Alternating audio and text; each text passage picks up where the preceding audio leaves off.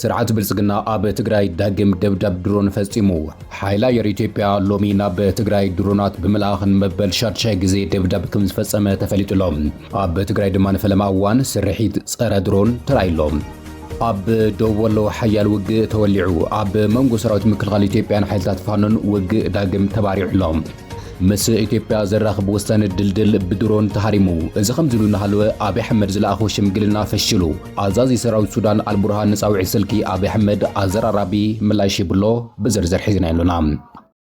ኣባላት ፖሊስ ትግራይ ናብ ሰራዊት ክጽንበሩ ተኣዚዞም ሓድሽ ኣርሚ ድማ ተመስሪቱ ብተማሳሊ ኣቦ ቀታሊ ዘውድ ሃፍቲ ዝኾነ ኮሎኔል ገብረስላሴ በላይ ንብዙሓት ተጋሩ ዘቆጥዕ መደረ ኣስሚዑሎም ኣብ ጸለምቲ ዝሕዝን ክስተት ኣጋጢሙሎ 16 ወገናት ህይወቶም ክሓልፍ ኽኢሎም ካብቲ ከባቢ ዝተላኸልና ዝርዝር ሓበሬታ ኣካቲትና ይብሉና ዕጡቓት ሕቲ ኣብ ልዕሊ ወደባዊት ከተማ ሞቻ ከቢድ ናይ ሚሳይልን ድሮንን መጥቃዕትታት ፈጺሞም ኣለዉ ኣብ ኣዲስ አበባ መናእሰይ ተጋሩ ዘጋጥሞም ዘሎ ከቢድ ሓደጋ ዝምልከት ዝርዝር ጸብጻብ እውን ኣካቲትና ይብሉና ሰላምታና በብዘለኹም ይብጻሕኩም ዝኸበርኩም ተኸታተልትና ንሕዚ ናበኹም ዘዋድናዮ መገደስቲ ምዕባለታት ኣርእስቶም ኢና ኣላሊናኩም ዘለና ዝርዝር ምዕባለታት ክስዕብዩ ክሳብ መወዳእታ ጸኒሕኩም ክትከታተሉ ቻናልና እውን ሰብስክራይብ ላይክ ሼር ብምግባር ክትከታተሉ ኢና ንዕድመኩም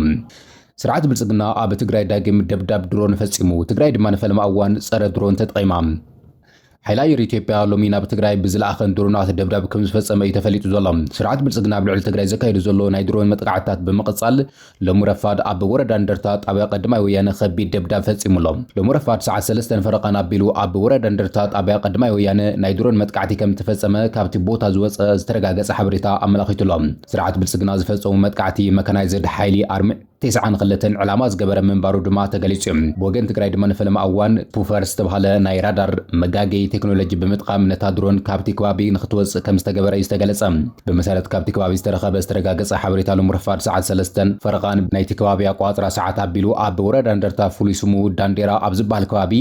ናይ ድሮን መጥቃዕቲ ከም ዝተፈጸመ ተረጋጊጹሎም እታ ድሮን ዝደርቤቶ ቦምቢ ኣብ ልዕሊ ሰላማውያን ዜጋታት ዘብጽሑ ጉድኣት ከም ዘየለ እኳ እንተተገለጸ ይኹን እምበር እታ ድሮን ኣስታ 30 ደቂቕ ኣብ ሰማያት ትግራይ ክትዝንቢ ድሕሪ ምጽናሕ ተመሊሳ ከም ዝኸደት ተገሊጹ ምንጭታት ዜና ከም ዝሕብርዎ እቲ መጥቃዕቲ ትማል ምሸት ክራገፍ ዝሓደረ ናይ ኣርሚ 92 ከበድቲ መሳርሕታትን ነተኩትን ዕላማ ዝገበረ ምንባሩን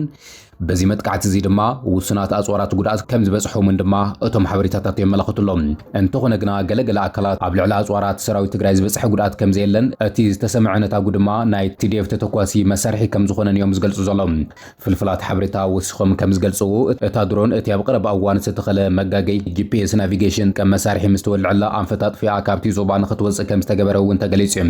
ስርዓት ብልጽግና እዚ ኣብ ወረዳ እንደርታ ቀጺልዎ ዘሎ መጥቃዕቲ ድሕርቲ ኣብ ዝሓለፈ ሰሙን ኣብ ምዕራብ ትግራይ ሸረሪናን ኣብ ደቡብ ትግራይ ድማ ራያ ኣላማጣን ዝተፈጸመ ተኸታተልቲ ናይ ድሮን ደብዳባት ዝሰዓበ ከም ዝኾነ ይፍለጥ እዩ እዚ ድማ ስርዓት ብልጽግና ንትግራይ ብኩሉ ግንባራት ንምጥቃዕ ዝሓዞ ውጥን ናብ ተግባር የሰጋገር ምህላው ዘመላኽት እዩ ተባሂሉሎም ሰራዊት ምክልኻል ፌደራል ትማሊ ኣማስዩ ናብ ኩሎም ግንባራት ትግራይ ጽጋዕ ምህላው እውን ክግለጽ ጸኒሑ እዩ እዚ ከም ዝሉ እናሃለወ ድማ ኣብ ደቡብ ወሎ ኣብ መንጎ ሰራዊት ምክልኻል ኢትዮጵያን ሓይልታት ፋኖን ሓያል ውግእ ዳግም ተወሊዑ ኣሎ ብሎም ዕለት 12 ታሕሳስ 2018 ዓ.ም ንግሆ ሰዓት 11 ብኣቋፅራ እቲ ከባቢ ጀሚሩ ኣብ ክልል ኣምሓራ ዞባ ደቡብ ወሎ ብፍላይ ድማ ኣብ ከባብታት መቕደላ ተላንታን ደላንታን ኣብ መንጎ ሰራዊት ምክልኻል ኢትዮጵያን ዕጡቓት ሓይልታት ፋኖን ሓያል ወተሃደራዊ ውግእ ይካየድ ምህላው ካብቲ ከባቢ ዝወፁ ዘለዉ ሓበሬታታት ኣመላኺቶም ኣሎም ብመሰረት እቶም ምንጭታት ዝሃብዎ ሓበሬታት ውግእ ኣብ 7 ዝተፈላለዩ ንኡሳት ግንባራት ተመቒሉ ዝካየድ ዘሎ ከም ዝኾነ ተፈሊጡ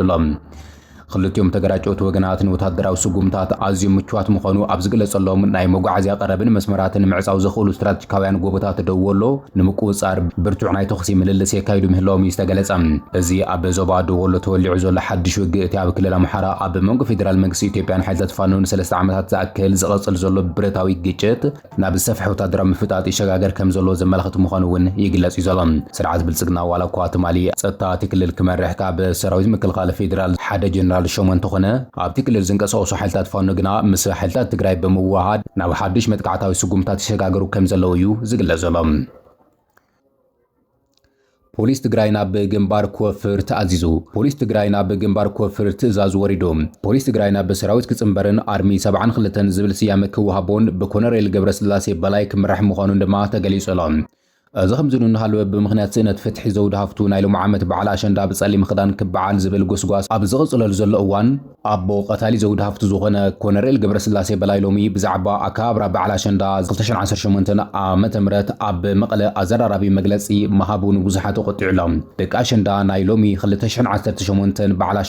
ኣሸንዳ ብጸሊም ብምባል ኣብ ዝገልጻሉ ዘሎ እዋንዩ ኣሸንዳ 2018 ዓመተ ምህረት ውሕስ ደጀንን ድልዱል ግንባርን ክፈጥር ዝጠልብ እዩ ክብል ኮነሬል ገብረስላሴ ተዛሪቡ ዘሎ ንሱ ምኽባር ጸጥታ በዓል ኣሸንዳ 2018 ዓመተ ምህረት ዝምልከት ኣብ ዝተዳለወ መድረኽ እዩ ነዚ ዝበለ። ብተወሳኺ ድማ ፖሊስ ትግራይ ጎንን ጎኒ ምኽባር ጸጥታ ናብ ሰራዊት ትግራይ TDF ተጸምቢሩ ናብ ግንባር ክወፍር ወግዓዊ ትእዛዝ እዩ ተመሓላሊፉሉ ዘሎ። ዓርቢ 72 ዝብል ስያመ ዝተዋሃቦ ሓድሽ ሓይሊ ብምክትል ኮሚሽነር ፖሊስ ትግራይ ዝኾነ ገብረስላሴ በላይ ክመራሕ ምዃኑ ድማ ተፈሊጡሎም። ወድት ኮነሬል ዝኾነ ያሬድ ገብረስላሴ ንኽልተ ደቂ ኣንስትዮ ትግራይ ብገበን ቅትለት ተኸሲሱ ዕድመ ልክዕ ጽኑዕ እስራት ተፈሪድዎ እናሃለወ ኮነሬል ገብረስላሴ በላይ ግና ሓበሬታ ናብ ቤት ፍርዲ ብኣግባቡ ከይሓልፍ ብምኽልኻል ወዱ ብዘይ ኣግባብ ከም ዘፍትሑ ጸብጻባት ይገልጹ እዮም። ብምኽንያት እዚ ድማ እዚ ኣመራርሓ ካብ ሓላፍነቱ ክለዓል ሰፊሕ ጎስጓሳት ክግበሩ እዮም ጸኒሖም። ያሬድ ገብረስላሴ በላይ ኣብዚ ሕዚ እዋን ብዘይ ኣግባብ ካብ ቤት ፍርዲ ወፂኡ ከም ዘሎን ኣበይ ከም ዘሎ ከም ዘይፈልጥ ዓቃቢ ሕጊ ቅድሚ መዓልታት ኣብ ዝሃቦ መግለጺ ምግላጹ ይፍለጥ እዮም። ወዱ ብዘይ ኣግባብ ኣፍቲሑ ተባሂሉ ክውቀስ ጸንሐ ኮነሬል ገብረስላሴ በላይ በዓል ኣሸንዳ ዝምልከት ዝሃቦ መግለጺ ንብዙሓት ተቆጢዑ ዘሎ። ብምኽንያት ኣብ ልዕሊ ዘውዲ ሃፍቱ ዝበጽሐ ኣሰቃቂ ቅትለት ብርክት ዝበላ ደቂ ኣንስትዮ ትግራይ በዓል ኣሸንዳ ናይ ምኽባር ሽውሃት ከም ዘይብለንን ኣብ ማሕበራዊ ሚድያ ክገልጻ ይስማዕ እዩ። ቀዳማይ ሚኒስትር አብይ አሕመድ ናብ ሱዳን ሽምግልና ከም ዝለኣኸ ተፈሊጡ ካብ ጀነራል አልቡርሃን ድማ ኣገራሚ ምላሽ ተዋሂብዎም። ኣብ ዝቐረበ እዋናት ኣብ ሱዳን ዝተፈጸመ ናይ ድሮን መጥቃዕቲ ስዒቡ ኣብ መንጎ ቀዳማይ ሚኒስትር አብይ አሕመድን ኣብ ወንበር ናይ ሱዳን ላዕለዋይ ቤት ምኽሪ ጀነራል አብደልፈታህ አልቡርሃን ብስልኪ ዝተገበረ ናይ ምይይጥ ፈተነታት ብዘይ ምስምዕማዕ ከም ዝተዛዘመ ካብ ዲፕሎማስያዊ ምንጭታት ዝወፁ ዘለዉ ጸብጻባት ኣመላኺቶም ኣሎም። ቀዳማይ ሚኒስትር አብይ አሕመድ ነቲ ኣብ ሱዳን ዝተፈጸመ ናይ ድሮን መጥቃዕቲ ካብ ፍልጠት ወጻኢ ዝተፈጸመ እዩ ብምባል ንአልቡርሃን መብራህርሂ ክብን ውጥረት ክህድን እንኳን ተፈተነ ይኹን እምበር ጀነራል አልቡርሃን ነቲ ናይ ቅሬታን ምይይጥን ሕቶ ሙሉእ ብምሉእ ብምውዳቕ ነቲ ዝቐረበ ናይ ስልኪ ርክብ ብጽኑዕ ከም ዝነጸጎ ተገሊጹ እዩ። ዲፕሎማስያውያን ተዓዘብቲ ከም ዝሕብርዎ ፌደራል መንግስቲ ኢትዮጵያ ምስ ትግራይ ምስ ኣምሓራ ፋኖ ምስ መንግስቲ ኤርትራን ምስ ሱዳንን ብተናጸል ዘካይዶም ናይ ሽምግልና ዘተ ፈተነታት እኹል ውጽኢት ከም ዘምጽኡሉ ይገልጹ።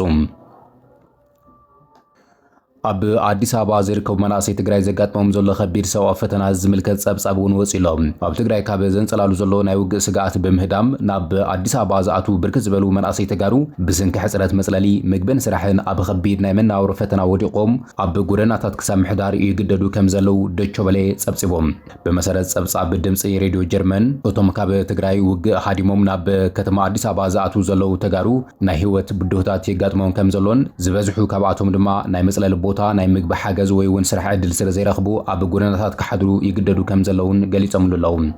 ብርክት ዝበሉ ተጋሩ ኣብ ትግራይ ዝካየድ ዘሎ ሓፈሳ መናእሰይ ብምስጋን ኣብ ሰሜን ኢትዮጵያ ዘሎ ወታደራውን ፖለቲካን ውጥረት እናዓበየ ብምምጽኡ ብምስጋን ናብ ውግእ ዑደት ከይኣትዉ ብምስጋእ ካብ መረበቶም ክወፁ ይግደዱ ከም ዘለዉ ይፍለጥ እዮም። ኣብ ከተማ ኣዲስ ኣበባ ዘለዉ ሰብኣውያን ተዓዘብቲ ከም ዝሕብርዎ ድማ እዚ ብስንኪ ስጋኣት ዝውግእ ዘጋጥም ዘሎ ናይ መናእሰይ ፍልሰት ንመንግስታውያን ትካላትን ሲቪላውያን ውድባትን ንህፁፅ ሰብኣዊ ሓገዝ ዝዕድም ኮይኑ ከም ዘሎን እቶም ኣብ ጎደናታት ወዲቖም ዘሎ መናእሰይ ህፁፅ ናይ መጽለልን ምግብን ሓገዛት ዝረኽብሉ ኩነታት ክመቻችወሎምን መንግስቲ ፌደራል ስራሕ ክመቻችወሎምን ከም ዝግባእ ድማ የተሓሳስብሎም። እንተኾነ ግና ካብ ወገን መንግስቲ ትግራይ ተጋሩ መናእሰይ ካብ ዓዶም ከይወፁ መጠንቀቕታታት ይወሃቦም እዩ ዘሎ። ብፍላይ ድማ ኣብ ዝቐረበ እዋናት ምክትል ሕወሓት ዝኾነ ኣማኑኤል ኣሰፋ ኣብ ዝሃቦ መግለጺ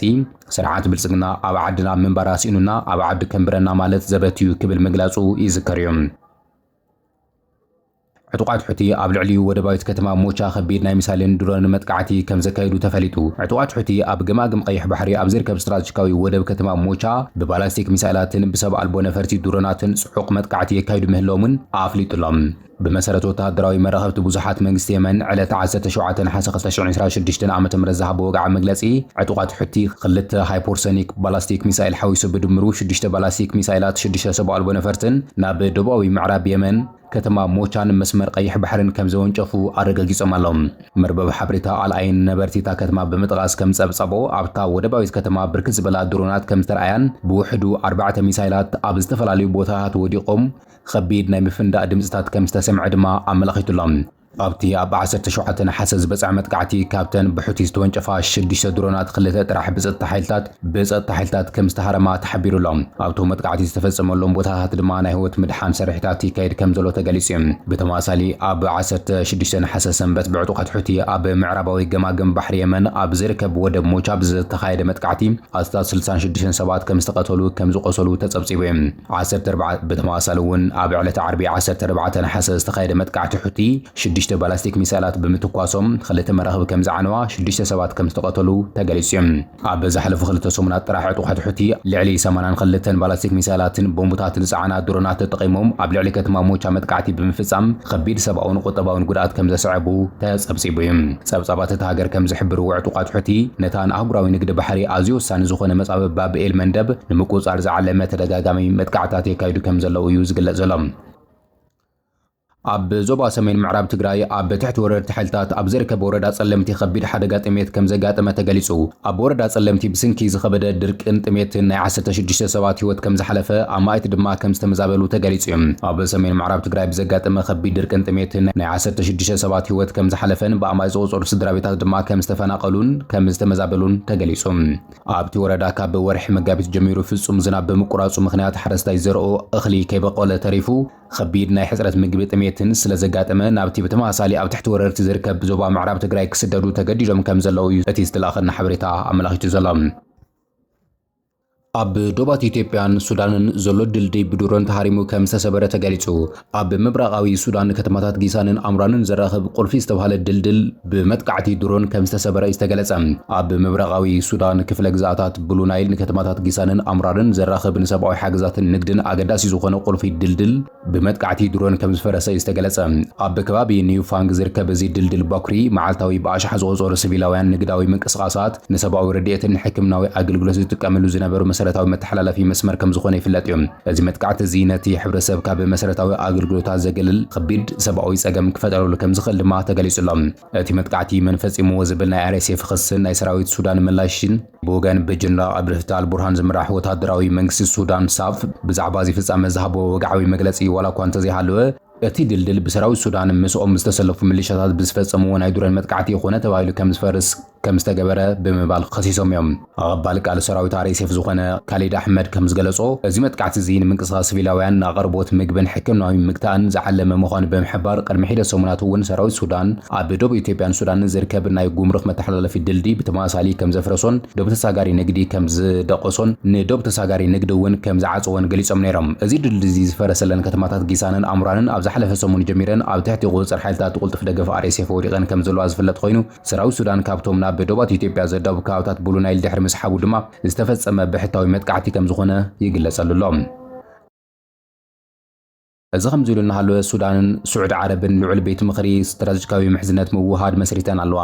ሱዳንን ስዑድ ዓረብን ኣብ መንጎአን ዝነበረ ክልቲኣዊ ዝምድና ናብ ዝለዓለ ደረጃ ንምስጋር ዝዓለመ ልዑል ቤት ምኽሪ ስትራቴጂካዊ ምሕዝነት ምውሃድን ንምስራት ዝኽእል ውዕል ብዕለት 17 ናሓሰ 2026 ኣብ ከተማ ሪያድ ከም ዝተፈራረማ ተጸብጺቦም